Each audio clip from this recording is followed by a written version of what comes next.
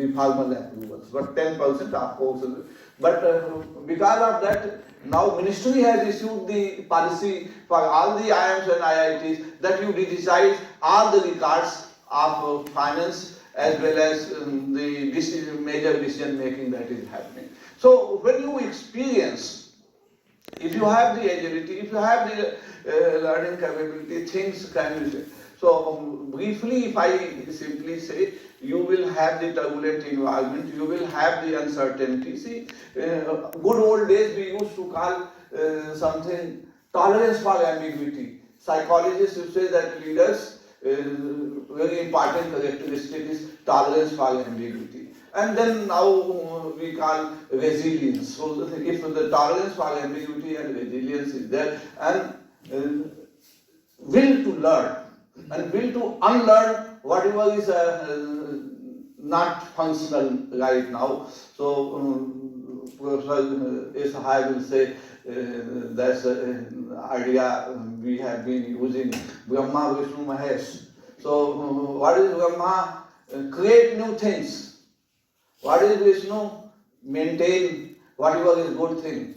And Mahesh, destroy whatever is a dysfunctional. These are the three strategies through which you can manage whatever is unpredictable and uncertain. I always say that scientists are also in the business of what is astrologers. What do astrologers do? They predict the future. They predict the future to make you happy. Whether that will happen or not happen, at least at the point of time when they will say good future, you will be happy. Same way scientists are now talking about predicting future, but they say evidence-based management. What is evidence-based management? Whatever has been in past, based on that some prediction will be made. But here you have to be sensitive that all past will not be extrapolated to future. You will have very different future. So ability to have patience, sensitivity, and ability to learn, these are the things through which you can react to the future and sometimes be proactive and sensitive to the future, whatever is coming, and work through that. I think a lot of things will be done or managed through that. And there is no final certainty in any walk of life, whether it is industrial, personal, professional. So we have to manage new things through our ability to learn new things. I will stop here and pass the mic to Professor Shukla.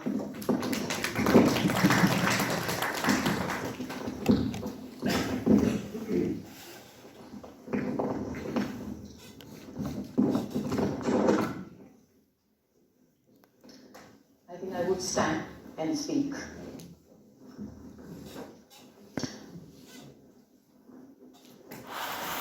So very nicely, Professor Shailendra Singh has described some of the experiences, personal experiences which he has managed.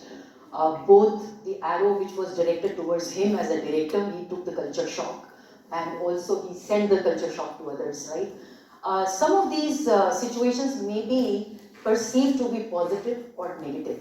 Now, perception is not in the hand of the, this is always the perceiver who will apply a meaning to it, whether it is a favorable condition or it is an unfavorable condition. But any disruption necessarily will begin with something different. Yeah, let me coin a word, different.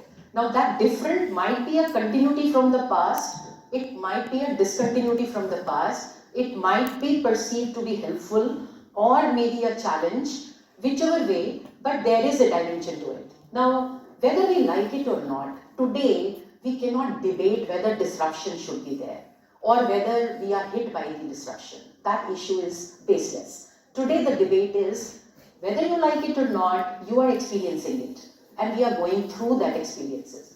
Now, what it throws, what kind of challenge it throws to all of us. Now we are talking definitely in the context of management education. So let me put things in perspective, not in the larger all kinds of organization, but only for the management education at least. So it throws a challenge for management education number one. What is the significant kind of change driver which is major disruptor according to me is digital technology. Whether we like it or not, but digital is driving us. Whether we are late on board or we are early on board, now that is up to your situation, what kind of institute and what kind of preparation you have done towards that. But sooner or later, you have to be in the same kind of scenario. So how technology is going to redefine our product. What are we offering? Yeah, significant change is going to come, that what kind of skill set is needed. Your product is based on what kind of skill set is needed. Now, some of the leads I will take from him, that if you are not supposed to be certain, if you need to all through do the predictive analysis, yeah, if database only becomes the basis for making the real-time decision, isn't it?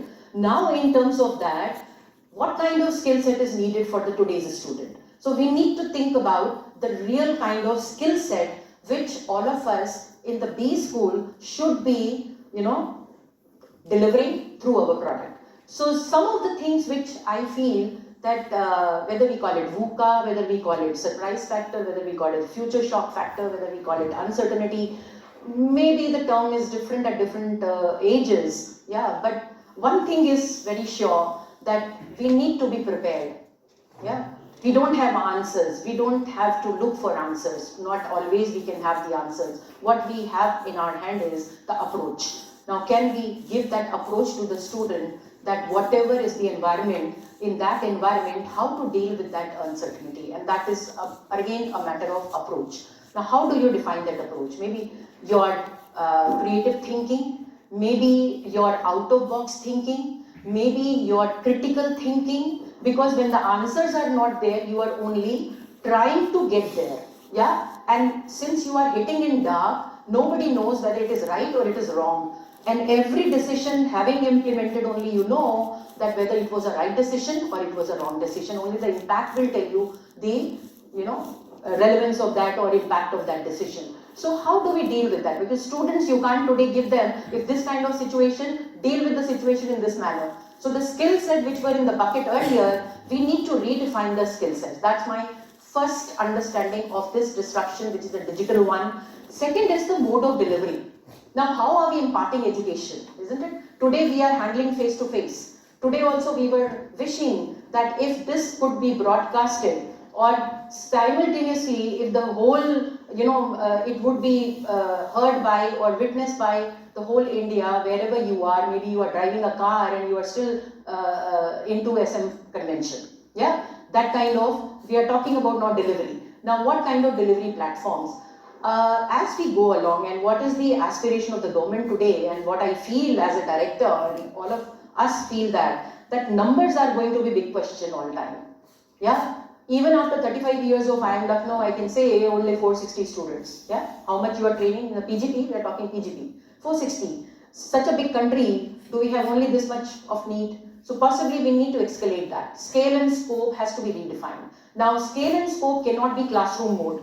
Because the more you try to bring into the classroom, what you need is more hostels. We have 17 hostels right now, 18 hostels. We can't go on increasing number of hostels because we have to have so many students. And therefore, the mode of delivery matters in order to scale it and scope, manage the scope of the program. So now, what becomes very important is maybe modular. Maybe not the way we used to bucket and design the whole PGP program in terms of credits, in terms of number of hours. Maybe the one teacher teaches the full thing. Yeah, everything happens in predefined 3 terms. Possibly everything has to be rewritten. Now, that model, and this is where I would give you a word, which is we should be ready for reframing. And that reframing is not as per the previous frame. Most of us do the reviews keeping the previous frame intact. And we say half addition, half deletion to the previous one, because previous one is supposed to be sacrosanct. Now nothing will be sacrosanct. And therefore, we need to question, we need to be ready to question our overarching assumption that what is the objective we want to achieve through this, Do we want this face-to-face the way we are doing? That is too late to decide now. I think each institution has to get into the online delivery mode as well. Maybe some of the stuff which we are carrying in the classes possibly can be covered through the online mode, through the self-learning mode by the student. And when the student reaches to you, then there is a fast track and the real problem solving happens in the class, rather than dumping a student with a lot of redundancy which student may not want to learn. For example, if you want to take maybe a case of IT courses, now most of the students today, you are living in a digital era. Now some of the courses might be found very redundant by these students when they come to the classroom, because you are teaching them in the same way, thinking they don't know. Yeah, it could be a gainful employment for a faculty, because faculty will lose a 1 credit course if you start saying that this is not needed. You know, there could be an obsession shown by the faculty because you are attached to your own discipline, and that becomes your identity. Possibly you have not renewed yourself over the years, and therefore it poses a serious threat to your existence, and that's the reason resistance to change. Yeah, and most of the things are continuing in the same form. The other day I was in Ranchi, and I was listening to some dialogue when I was just passing through there, and people were talking about overlap in the course, right? But some faculty would always say, no, there is no overlap. This is very much needed. Now this is the kind of openness has to be there, challenging attitude has to be there. There is a willingness to review yourself because you have to remain relevant. Now the biggest challenge of digital era and as digital as a disruption is that relevance is going obsolete very soon, isn't it? What you think today is the relevance, very soon you think new challenge comes in. Now I teach DWOs, for example, designing work organization. If I have to talk about the structure, system and design, now I can't continue to teach in the same manner. Today, no longer you have new age organizations. Now when you're talking about new age organization, what are you talking about? Are they working by the same kind of set of processes? Possibly not. So you have to look for not the set procedures. You have to look for completely new procedures, right? Now completely new procedures, and where there is no structure. I am used to teaching structure. Now when you talk about platform, where is the structure? You teach culture. Whose culture? Are we talking about culture of partners, culture of one entity, or multiple cultures coming together and then performing a business? So what are we talking about? If we have to have the core values, whose core values?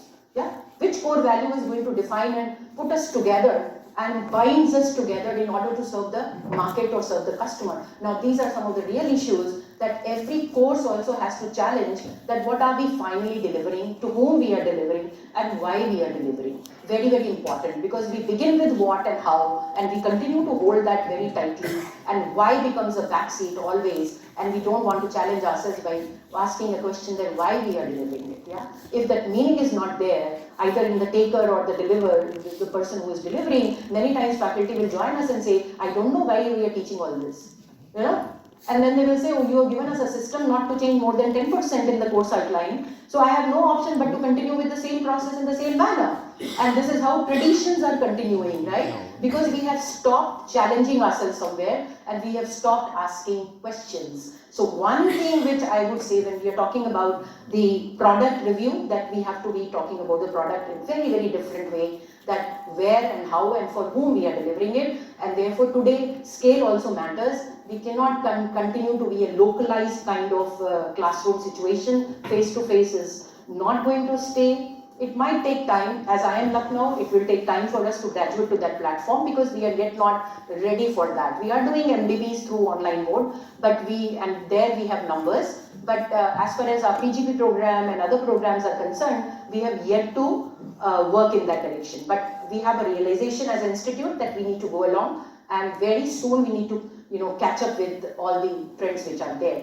And the third thing, according to me, is that very, very important, that today students want, can I choose?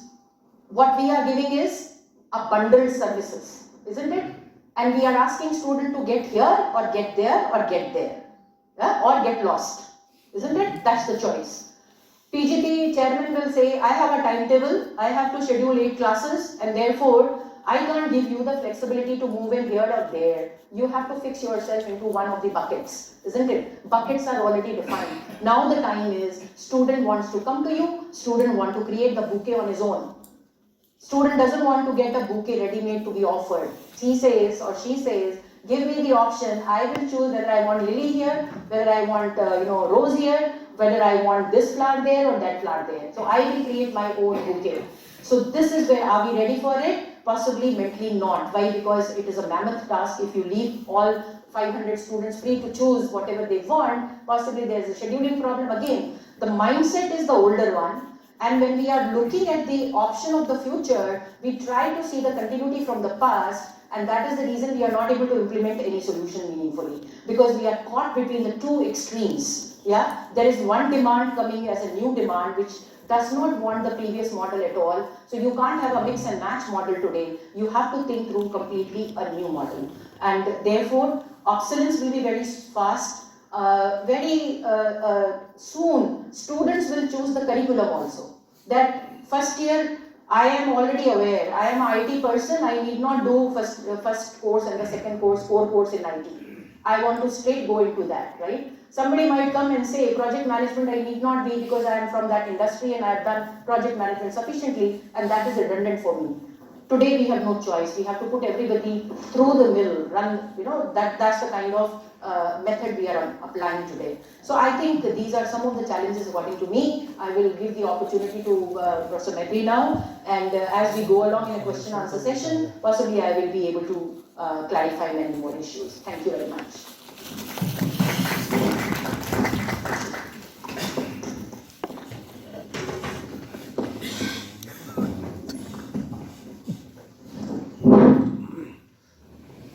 So good afternoon. So first I'll focus on 2-3 points. One is first of all disruption, and the number 2, what is its impact, and number 3, how to cope up with that. So to begin with, as I told in the morning, large number of business schools are in India, 1/3 out of the total. And if you look at the number of business schools which are producing quality products, that number is very less in India. Numbers are more, quantity is more, quality very few schools. We can count around 35 to 50 schools, they can be at par with the global business schools. So this is the biggest question mark. Quantity is there, quality is a question mark. Now, this disruption word is coined by American professor, and then it became popular. Now, disruption has been, as Professor Sinha and even we were discussing Professor Shelsi, it has been there always. But only this term was not there. The disruption word has come later on. But if you look at the today management education, the disruption impact, because of, as Professor Archana rightly said, future is going to be entirely different. And the way we are providing education, face-to-face education, is not going to provide solution to the natives of the digital world. Our students, those who are taking education, either executive or even regular, now future belongs to the online education or blended education, mix of these two. We can't afford to do only face-to-face. This one change is going to come. Apart from that, if you look at the new education policy, it is going to come very soon. New education policy, if you go through, because they interviewed me also, and there a lot of changes are there, and implementation, execution challenges are there. Now, if you look at the new education policy, where the standalone institutions stand, that is a question mark. Every autonomous institution has to have at least 2,500 students. Those who are allowed to give degree, and there are no affiliated colleges, research universities, comprehensive teaching universities, and autonomous colleges. So these are the three things they are defined, and probably next parliament probably it will come and it may get approved with whatever the modifications. So there again the numbers, as both my colleagues said, numbers are going to be, we have very small numbers till we are not reached say 1000 mark, the main program. If you all put together, very few. Kolkata has crossed, including executive education, more than 1000. Now 2500 is a big figure. Reaching that.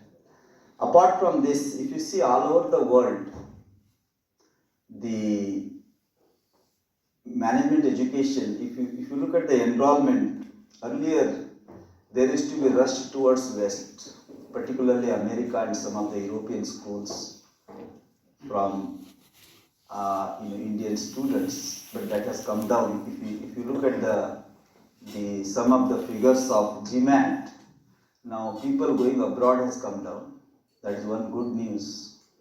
And at the same time, the capacity of MBA education is increasing every year. Even new IIMs are coming and new business schools are coming, and existing they are also expanding. For example, XLRI is going to come to Amravati and in Delhi and even Jejur, many places.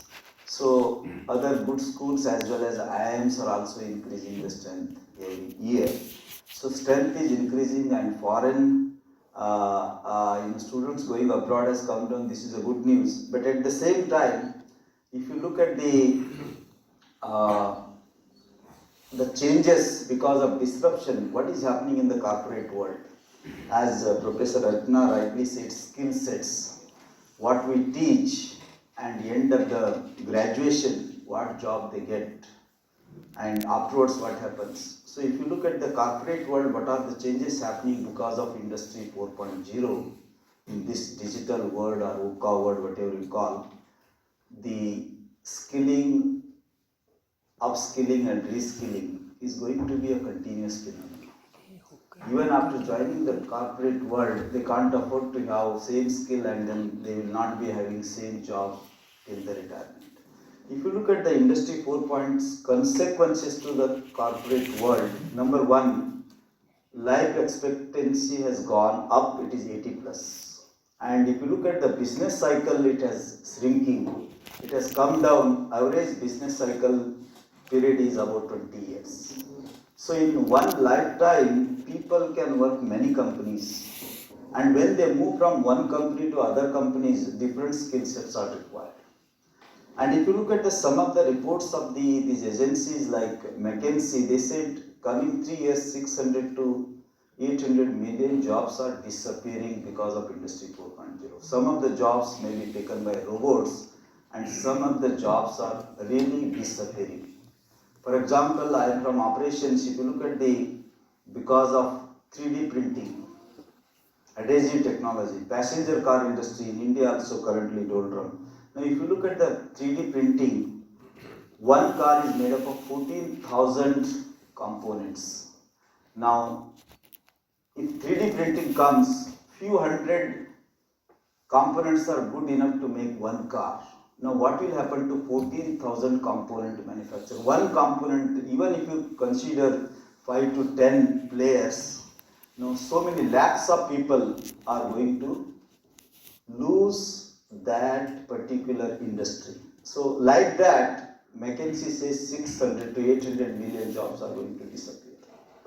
Now, it doesn't mean that there is a shortage of employment, but at the same time, same number or more number of jobs may be created because of Industry 4.0, IoT, machine learning, deep learning, whatever it is. Now, so many jobs are going to be created, but those jobs demand a different kind of skill set.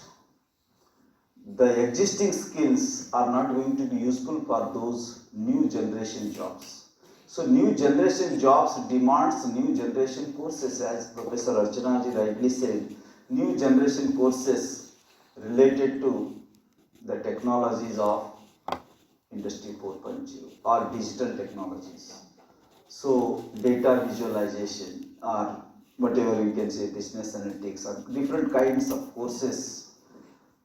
And if you look at the Gartner's report, they say that 2021, so many millions of data scientists and data engineers are required. So then it means what kind of courses we need to introduce in our PG programs once we look into that. If you look at the Deloitte says out of 1200 behaviors of the human being, 65 behaviors are already introduced into the robots. Now, robots can speak, robots can smell, robots can test. It will showcase the result. It means if all the behaviors is subsequently introduced, now the HR, if you look at the HR, it is not only managing the people, you also manage the robots. And you know, whatever if robot does the mistake, what is the punishment, and you know, all those kind of things. So many committees are there today, government entities. Now how to deal with that different kind of setup, the entire government system within the education also gets changed if robots are also behaving like a human being. Robots are going to sit on the boards of the corporate world, because they will provide the unbiased data to the board to make an unbiased decision. If any individual sits, they will be biased towards somebody and they may hide some data and give some data and decision may be accordingly. But if robots are sitting on the board, unbiased data will come into picture and that will help to make a fact-based decision making. So these are the changes going to come in the corporate world, and driverless cars are coming. Competition, you know, 110-year-old General Motor, now it is afraid of Tesla and Google.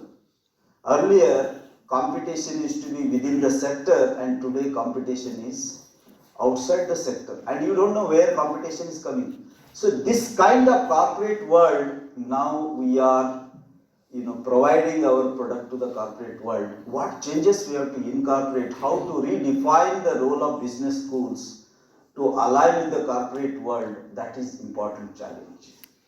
And apart from that, till now we say organizations or institutions are bigger than individuals, and now some people are predicting future belongs to the individuals are bigger than the organizations.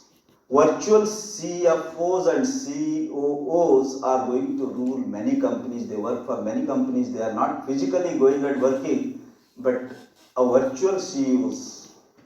And part-time and temporary employees are going to be 40% of the total workforce in any corporate world. So earlier concept was permanent employees. So you know that earlier, even our generation, if you are not permanent, if you are not having government job, shadi nahi hota. But today, the temporary employees, non-permanent employees, percentage is going to be 40% in the corporate world for specialists. So these are the changes happening in the corporate world. Keeping all those things as an input, how we have to modify our curriculum at the same time, because these are our students, those who are going to come, they are natives of the digital world. So information is already available with them. Now while teaching, earlier we used to provide information, but today that is not good enough. It is already known to them. Now how to make them to learn? It is a learning centric than the teaching. Earlier we used to say teaching learning. Now it has changed learning teaching. Learning comes first, learning centric, and then teaching is for learning. Now if that is to happen, then if you again look at the students, reading habits have gone down, because they have to do many things, workshop, you know, and this one mobile has affected 57 jobs. It is not only for telephone, but it is also for mobile, it is also for photography. Like that 57 jobs are affected, and every kids, roti, kapda, makan ke saath mobile is there. Aap dono, tino nahi hai to chalega, this will be there. So in this kind of environment, how to enhance the attention span for learning. So in that case, we have to get into simulations. how to engage the students in the classroom or in learning environment so that they can learn. So one is pedagogy part, second one is the courses, new generation courses, and third one is our governance and management in the business schools. It also changed because you can't afford to do the governance and management the way we did in 10 years back and today. Because tomorrow it belongs to those who are changing faster than anybody else. Tomorrow belongs to those who are the first one to adopt the digital technology. Because future is fluid. Since future is fluid, it's changing, and that is why Accenture coined the term called liquid workforce. The moment you put the water into the glass, it will take the shape of glass. If you put into the cup, it will take the shape of cup. Same way, roles are going to change in our lifetime, 80 plus year lifetime. Our roles are going to change from one company or even same company, our roles are going to change because of technological advances or technological changes. Our robots keep on taking some of our repetitive jobs or some of our other jobs also. Then you have to enter into. Maybe CBSE schools are taught by the robots. Remotest village also what DPS teaches in Delhi they can teach. Then what teachers do means they will do the job of hand-holding, teaching and coaching so that they can learn better. Because in this world is moving towards cheaper, faster and better. And for that all changes are happening. Now, keeping all these things in mind, the governance and management level, the strategy, earlier we used to do 15-year strategy for my school, business school, 20-year strategy, 5-year strategy, they are not going to hold true. Strategy is also going to be a fluid strategy. It is not a planned strategy is going to fail. A fluid strategy, it is called as a emergent strategy is going to work. Now, emergent strategy, to execute emergent strategy, every school level we should have a fluid leadership or contextual leadership, because contexts are changing because of accelerated technological change. So since contexts are changing, a leadership has to be contextual. Earlier definitions, whatever you have taken leadership from Western world, those are not going to be useful. Again, we were discussing during tea time, our old tradition, if you look at the Indian ethos, if you look at the Indian history, Indian management, it was all contextual. Indians are known for context. If context is given, we can provide the best of the best solution. If any firefighting situation, if you put the Indian, they will provide the solution within no time. And it is said that one Indian is equal to 3 Japanese when it comes to firefighting.